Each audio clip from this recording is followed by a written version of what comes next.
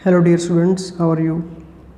Last topic ਦੇ ਵਿੱਚ ਅਸੀਂ ਕੀਤਾ ਸੀ ਨਿਊਕਲੀਅਰ ਫੋਰਸ ਬਾਰੇ ਤੇ properties of nuclear force. Nuclear force ਕੀ ਹੈ ਕਿ it is the force which binds the nucleons together in the tiny space called nucleus in spite of Coulomb repulsive forces. ਤੇ ਇਸ ਦੀਆਂ ਪ੍ਰੋਪਰਟੀਜ਼ ਅਸੀਂ ਕਿਸਤੀਆਂ ਸੀ ਕਿ it is the strongest force in nature, it is short range force, it is saturated force, it is charge independent, it is spin dependent, it is non central and non conservative। ठीक है, तो अज तुहानू nuclear force बारे एक होर interesting चीज़ मैं दसन जा रहा। एक्सचेंज पार्टिकल थ्योरी है एक जो इस पर काम करती है कि न्यूक्लीयर फोर्स किस तरीके नाल एक्ट करती है। एक जापान का साइंटिस्ट सी, जापानीज साइंटिस्ट सी युकावा। युकावा ने एक थ्योरी दी जिसनों कहते हैं एक्सचेंज पार्टिकल थ्योरी, कि वो कहता जी पार्टिकल्स है जिसनों कहते हैं जी पाई मीजोन्स। तो जोड़े मीजोन है तीन तरह के है, pi positive, pi zero and pi negative. ये पार्टिकल जो है कंटिन्यूसली एक्सचेंज हो रहे हैं बिटवीन द न्यूक्लियोन्स, कि प्रोटोन न्यूट्रॉन के विच कन्वर्ट हो रहे हैं, न्यूट्रॉन प्रोटोन के विच कन्वर्ट हो रहे हैं, या प्रोटोन किसी होर प्रोटोन के विच कन्वर्ट हो रहे हैं। तो ये पार्टिकल्स जोड़े है कंटिन्यूसली एक्सचेंज हो रहे हैं, तो एक्चुअली ये ही बाइंड करके उन्होंने रखते हैं।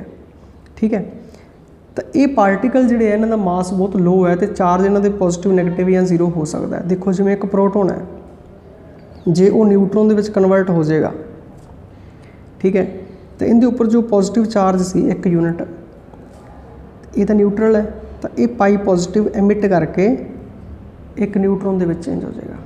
ठीक है, चार्ज बैलेंस हो गया ना। जे एक न्यूट्रॉन है तो प्रोटोन के चेंज होएगा, तो वो एक पाई नैगेटिव एमिट करेगा कि इनके उपर 1 यूनिट पॉजिटिव चार्ज, इनके उपर 1 unit negative charge, total charge 0। ठीक है, मास बहुत लो है इन्होंने पार्टिकल्स का जी as compare to proton and neutron. तो इस तरीके नाल एक प्रोटोन जोड़ा है वो पाई जीरो कैप्चर करके किसी होर प्रोटोन के चेंज हो सकता है, उसनों पी डैश असीं कह दिंदे आ। या एक न्यूट्रॉन जोड़ा है वो पाई जीरो कैप्चर करके किसी होर न्यूट्रॉन के कन्वर्ट हो सकता है। ठीक है, या एक न्यूट्रॉन जोड़ा है वो पाई पॉजिटिव कैप्चर करके तो प्रोटोन के कन्वर्ट हो सकता है। तो किसी भी तरीके नाल ये रिएक्शनस जिहड़ियां हो सकती हैं भी प्रोटोन न्यूट्रॉन के कन्वर्ट हो सकता है, न्यूट्रॉन प्रोटोन के कन्वर्ट हो सकता है। ठीक है, तो एक्सचेंज पार्टिकल थ्योरी एक्चुअली अपने सिलेबस के विच नहीं है। These forces, nuclear forces are result of this exchange of particles between nucleons. ठीक है जी, नैक्सट टॉपिक है रेडियो एक्टिविटी।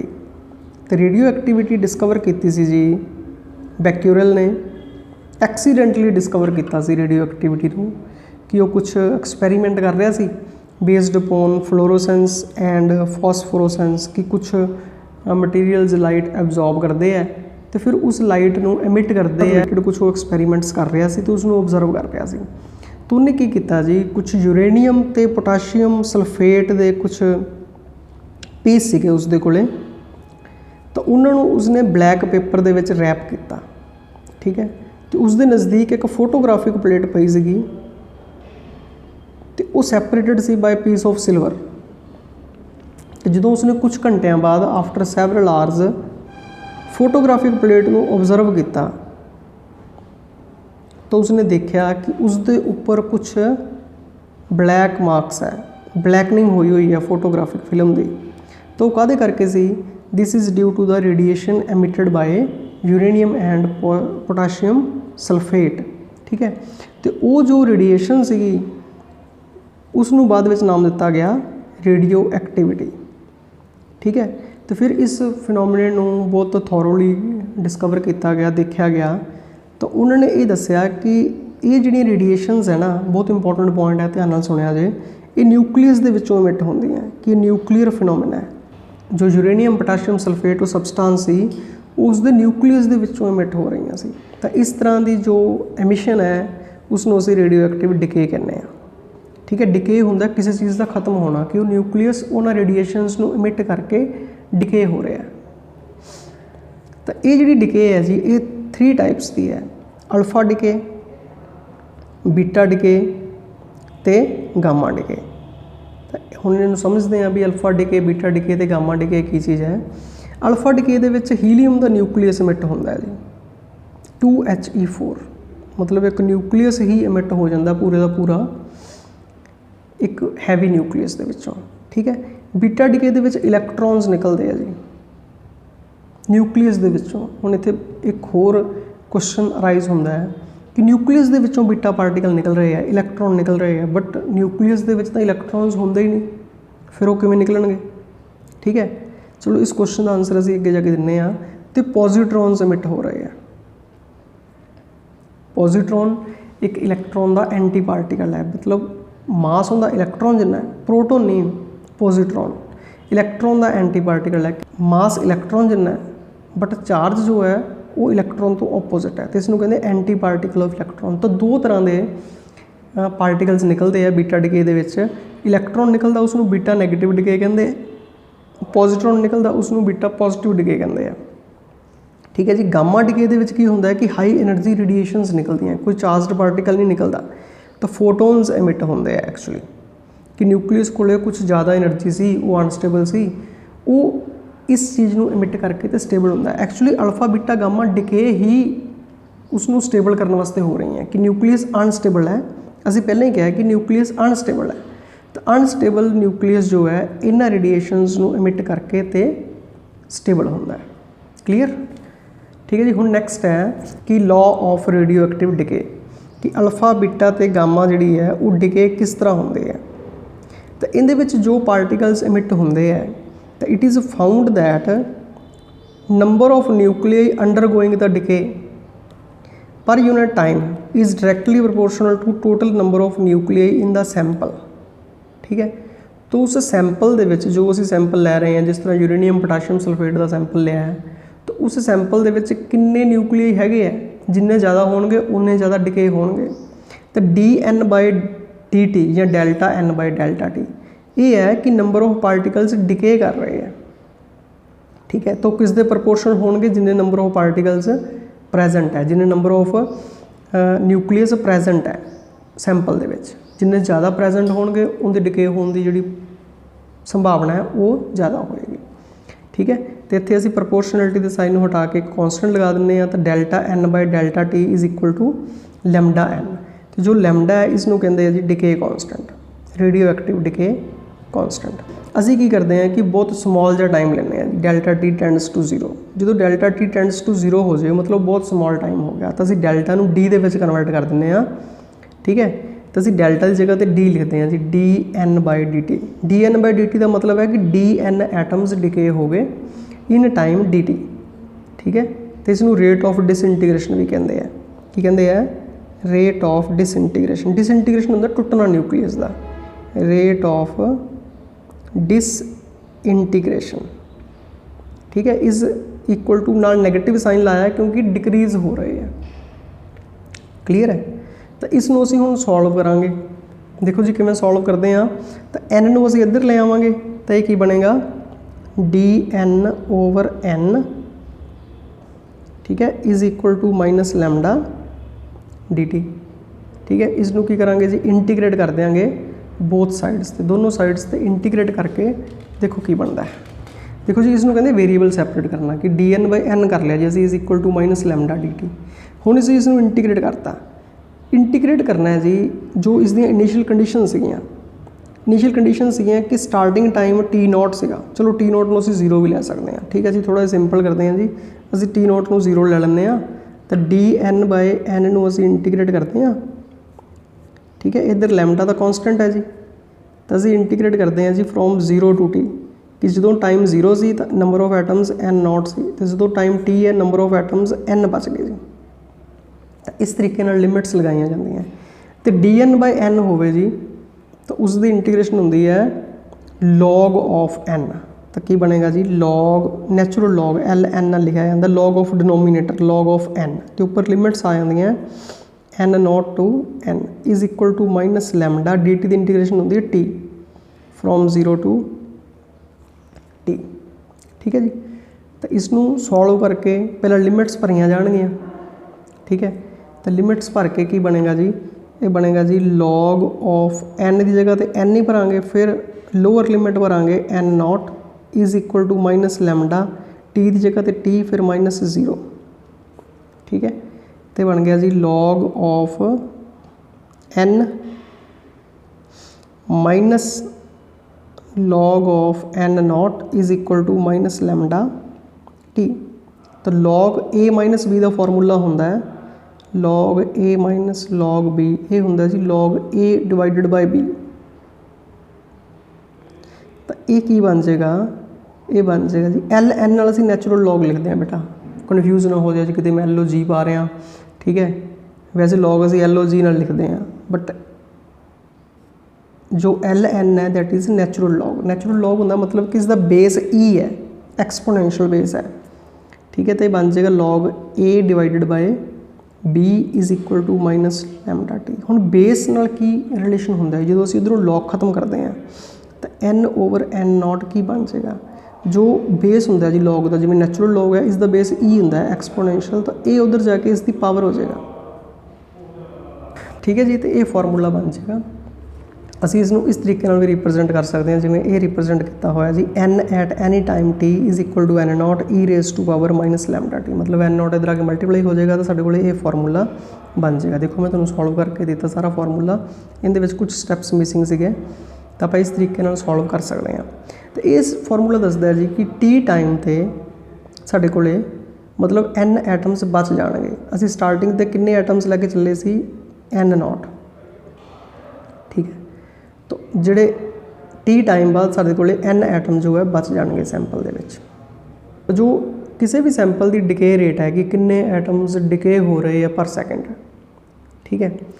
तो उसनूं असीं एक्टिविटी कहने हैं, क्योंकि जो ये फिनोमिना है ये रेडियो एक्टिविटी का ये हैनरी बैक्यूरल ने फाइंड किया सी। तो जो इसके एसए यूनिट है उसनूं असीं की कहने बैक्यूरल कहने हैं, ठीक है। बैक्यूरल इज़ द यूनिट है। तो फिर ये 1 बैक्यूरल की डेफिनेशन है कि 1 बैक्यूरल किस दे इक्वल है। तो 1 becquerel is the simply equal to 1 disintegration per decay, कि जे 1 सैकेंड दे विच 1 डिसइंटीग्रेशन होवे, 1 एटम जो है कुछ ट्रांसफॉर्म होवे, या पहला इसका यूनिट सी क्यूरी, क्यूरी यूनिट यूज़ होंदे सी। तो उसका मतलब सी 3.7 into 10 raise to power 10 decays per second, या असीं कह सकते हैं 3 into 7 into 10 raise to power 10 becquerel, ठीक है जी। हुण असीं गल करते हैं जी इसके हाफ लाइफ की, ठीक है। तो इहदे विच असीं ग्राफ प्लॉट करते हैं। देखो कि असीं ग्राफ प्लॉट किया है, स्टार्टिंग से असीं n नॉट एटम लैके चले सी, ठीक है।